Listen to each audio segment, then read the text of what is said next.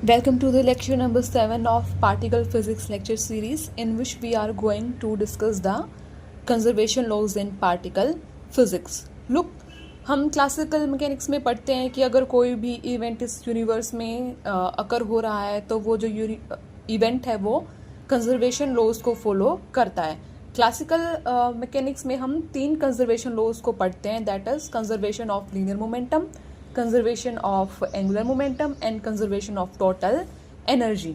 तो और इन तीनों लॉज की स्टडी से ही हमें जो अननोन क्वांटिटीज़ हैं हम उनको निकाल सकते हैं, फाइंड आउट कर सकते हैं और सिस्टम को अच्छे से स्टडी कर सकते हैं. ऐसे ही जब पार्टिकल फिजिक्स में कोई डिके होता है या रिएक्शन होती है जो अकर हो रही है, तो वो कंजर्वेशन लॉज की हेल्प से ही हम पता लगाते हैं कि जो रिएक्शन है, जो डिके प्रोसेस है, वो पर्टिकुलरली किस इंटरेक्शन के थ्रू हो रहा है. So this is the significance of conservation law in particle physics. Now what is a decay? So decay का सिंपल मीनिंग क्या होता है? टूटना. सो डिके में क्या होता है, जो एक हैवियर पार्टिकल होता है वो 2 या 3 लाइटर पार्टिकल्स में डिके हो जाता है. जनरली जो डिके होता है वो एक नेचुरल प्रोसेस होती है, क्योंकि यूनिवर्स जो है वो अल्टीमेटली स्टेबिलिटी अटेन करना चाहता है. इसलिए जो डिके है, जनरली जो डिके होता है वो हैवियर टू लाइटर पार्टिकल की तरफ होता है. आपको कभी भी ये देखने को नहीं मिलेगा कि जो एक लाइटर पार्टिकल है वो हैवियर पार्टिकल में कन्वर्ट हो रहा है with the help of decay. So जो डिके होता है वो एक नेचुरल प्रोसेस है, हमें एक्सटर्नली इसको एनर्जी प्रोवाइड करने की ज़रूरत नहीं पड़ती. और जो डिके का जो टाइम होता है वो पार्टिकल जो डिके हो रहा है उसकी लाइफ टाइम के इक्वल ही होता है. सेकंड क्या हो सकता है कि हम 2 पार्टिकल्स को आपस में कोलाइड करा रहे हैं और हम कुछ रिजल्ट ऑब्टेन करना चाहते हैं, और जो हमारे पास रिजल्ट आता है फर्दर उसकी स्टडी करते हैं. लाइक स्कैटरिंग एक्सपेरिमेंट में हम यही सारी चीज़ें करते हैं. सो ये जो रिएक्शन है, स्कैटरिंग एक्सपेरिमेंट्स हैं, हम जैसे कि पार्टिकल एक्सेलरेटर्स प्रेजेंट हैं आज पूरे वर्ल्ड के अराउंड. तो इन रिएक्शन को हम लैब में परफॉर्म करते हैं, एक्सटर्नल एनर्जी प्रोवाइड करते हैं. जो यहाँ जो पार्टिकल्स अवेलेबल हैं इन सबका लाइफ टाइम अपना अलग अलग होता है. और फिर कंजर्वेशन लॉज की हेल्प से ही हम ये स्टडी करते हैं कि यस, ये पार्टिकल, ये जो रिएक्शन है, ये जो डिके है, ये पॉसिबल हो सकता है. नाउ इन लॉज में हम ये देखेंगे कि जो हमारी इंटरेक्शन है, देखो पार्टिकल फिजिक्स के कॉन्टेक्स्ट में हम सिर्फ 3 इंटरेक्शन पे फोकस करते हैं, that is strong interaction, electromagnetic interaction and weak interaction. अब इन तीनों इंटरेक्शन में कुछ जो क्वांटिटीज़ हैं वो कंजर्व रहती हैं और कुछ क्वांटिटीज़ जो है वो कंजर्वेशन लॉज को वोलेट करती हैं. लाइक बीटा डिके में सबसे ज़्यादा जो क्वांटिटीज़ हैं वो वोलेट होती हैं, और उसी वोलेशन की वजह से नए नए जो पार्टिकल्स हैं वो हमें देखने को मिले थे, जिसका एक एग्जाम्पल है न्यूट्रिनो एंड एंटी न्यूट्रिनो. सो बात करते हैं कि पार्टिकल फिजिक्स में बेसिकली हम कितने कंजर्वेशन लॉज को पढ़ने वाले हैं. देखो, जो फर्स्ट 3 कंजर्वेशन लॉज हैं वो मैच कर रहे हैं क्लासिकल मैकेनिक्स से, क्योंकि ये जो लॉ हैं ये यूनिवर्सल लॉ हैं, हर इवेंट को ये लॉ फॉलो करने ही होते हैं. सो first is our conservation of linear momentum, like before the event and after the event. ये जो दोनों प्रोसेसेस हैं इनका जो लीनियर मोमेंटम है वो सेम होना चाहिए. Second is the conservation of angular momentum, conservation of total energy. देखो, एंगुलर मोमेंटम को क्लासिकली हम एल से रिप्रेजेंट करते हैं, बट पार्टिकल फिजिक्स में या फिर न्यूक्लियर फिजिक्स में हम इसको जे से रिप्रेजेंट करते हैं. Next is the conservation of total energy, like event से पहले एनर्जी और इवेंट के बाद जो एनर्जी है उसमें कोई चेंज नहीं होना चाहिए. Fourth is the conservation of charge. Next is the conservation of lepton number. Lepton number हमें पता है, लेप्टॉन्स को असाइन है. नेक्स्ट हमें ये भी पता है कि there is existence of separate leptonic number. So अगर कोई डिके हो रही है, कोई रिएक्शन हो रही है, तो हम उसमें देखेंगे कि वो सेपरेट लेप्टोनिक नंबर को कंजर्व करा रही है या नहीं करा रही है. Next is the conservation of baryon number. जो बेरियंस हैं उनको बेरियन नंबर असाइन है. किसी रिएक्शन में जो बेरियन नंबर है वो कंजर्व है या नहीं है. conservation of strangeness, this is for strange particle, conservation of hypercharge, conservation of third component of isospin, conservation of isospin. Next is conservation of parity. हमने स्टडी किया था कि जो फर्मियोन्स हैं उनकी पैरिटी क्या है और जो बोसोन्स हैं उनकी पैरिटी क्या है. Next is the conservation of charge conjugation symmetry. इसमें बेसिकली हम क्या करते हैं कि जो रिएक्शन होती है, जो डीके प्रोसेस होती है, हम पार्टिकल को एंटी पार्टिकल से रिप्लेस कर देते हैं और फिर वन बाय वन सारे लॉज को फॉलो कराते हैं. Next is the conjugation, charge conjugation plus parity. इस लॉ में हम पैरिटी और चार्ज कॉन्जुगेशन दोनों को एक साथ ही चेक करते हैं. Next is conservation of time reversal symmetry and the last one is conservation of charge conjugation, parity plus time reversal. In short CPT theorem. Now ये जो 15 लॉज हैं, 15 लॉ में से जो फर्स्ट टू 6 लॉज हैं वो एग्जैक्ट लॉज हैं. वो क्या है अपने एग्जैक्ट लॉज हैं. लाइक अगर कोई डिके या कोई रिएक्शन पॉसिबल है तो वो इन 6 लॉज को फॉलो करेगी ही करेगी. सो इन शॉर्ट हम बोल सकते हैं कि अगर कोई इंटरेक्शन स्ट्रॉन्ग से या फिर ईएम से या फिर वीक से हो रही है तो वो इन 6 कंजर्वेशन लॉज को फॉलो करेगी ही करेगी. अगर वो इन 6 कंजर्वेशन लॉज को फॉलो नहीं कर रही है, जैसा कई बारी क्वेश्चन हमसे पूछते हैं कि आप चेक करो कंजर्वेशन लॉज से कि ये जो रिएक्शन है वो अलाउड है या फॉरबिडन है. अलाउड है तो किस रिएक्शन से है और फॉरबिडन है तो वो क्यों फॉरबिडन है. तो हम इन सारे लॉज से ही उसको चेक करके फाइंड आउट करेंगे. नाउ वन बाय वन हम पढ़ते हैं कि जो ये लॉज है हम इनको कैसे कंजर्व कराएंगे और कैसे इनको हम कंजर्व नहीं कराएंगे. So first is our conservation of linear momentum. So first of all बात करते हैं हम डिके प्रोसेस की. Decay process like a heavier particle is decaying into 2 lighter particle B and C. Generally जो हैवियर पार्टिकल होता है वो rest पे ही होता है. सो इनिशियली जो हमारा सिस्टम का जो मोमेंटम है that is 0 and we have to find out the linear momentum of B and C.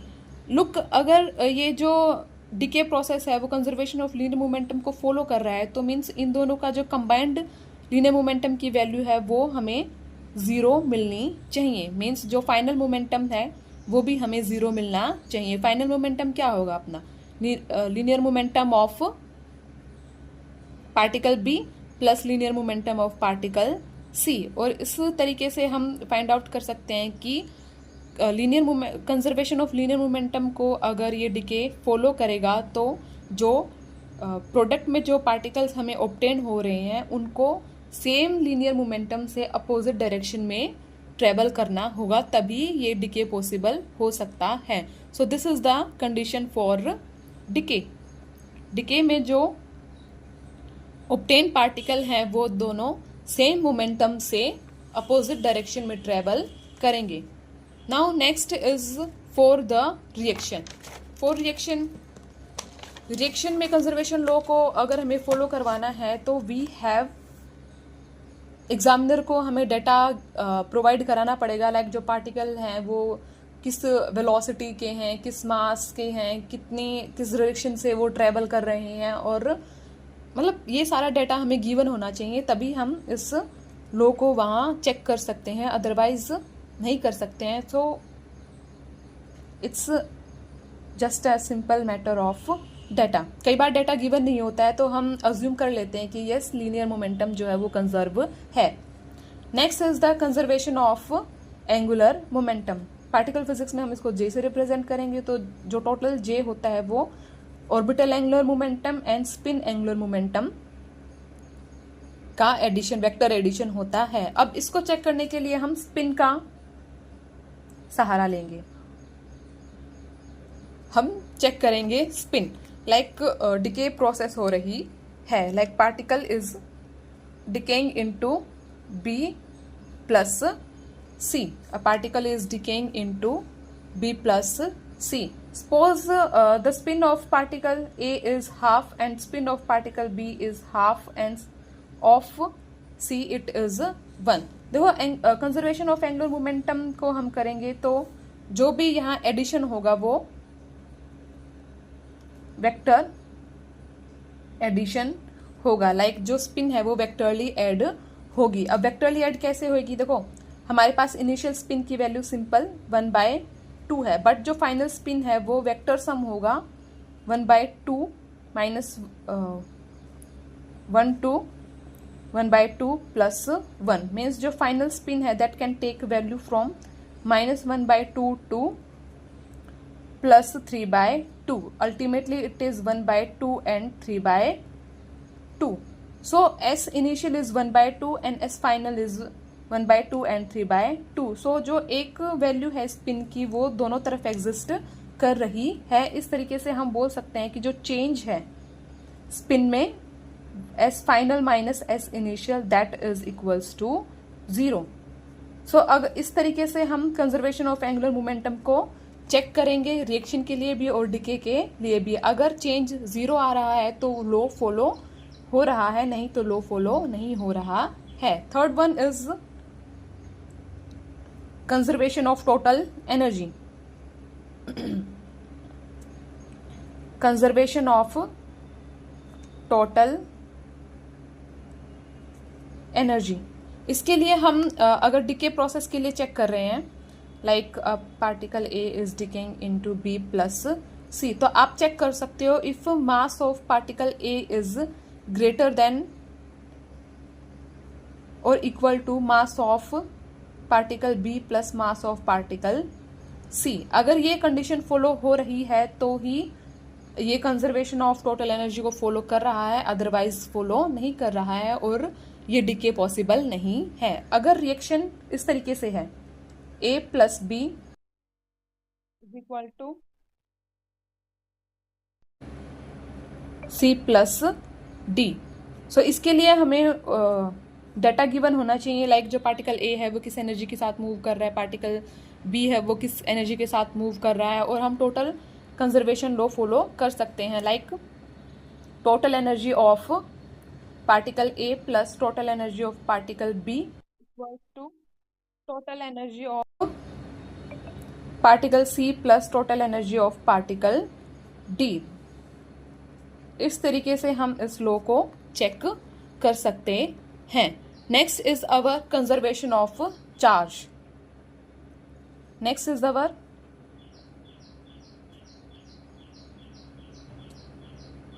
Conservation of charge like delta Q must be 0 means reaction होने से पहले जितना अमाउंट ऑफ चार्ज प्रेजेंट है reaction होने के बाद उतना अमाउंट ऑफ चार्ज ही प्रेजेंट होना चाहिए। So if we have a decay like B plus C and this is positively charged, this is negatively charged,